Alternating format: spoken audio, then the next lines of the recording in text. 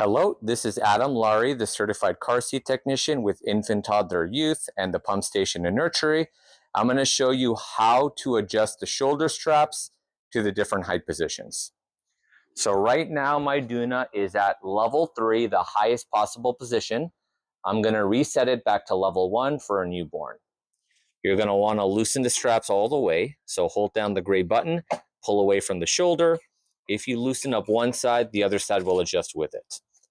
Now that the straps are loose, we're going to turn the car seat around. You're going to see both shoulder straps are still coming out from level 3. Both of the straps are connected to this metal clip. You're going to disconnect them one at a time. You're going to pull it out from the front.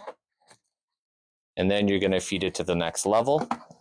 Make sure nothing is twisted or tangled.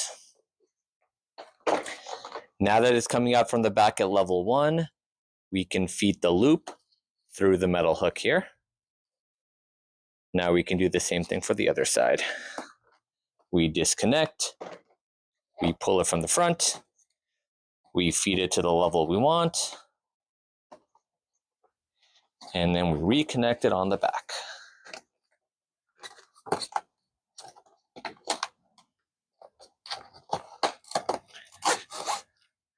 All right, and make sure that when you're feeding the straps, they're going underneath the metal bar here. If you go over the bar, it will not click in and out of the base. So there we go. Both shoulder straps are reconnected to the metal clip at level 1.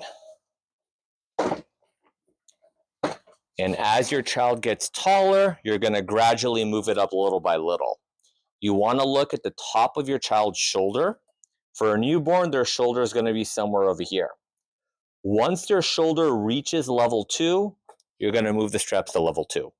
Once your shoulder reaches level 3, you're going to move it to level 3. Thanks for watching the video. Don't forget to follow, like, and subscribe to support the channel. We'll see you next time.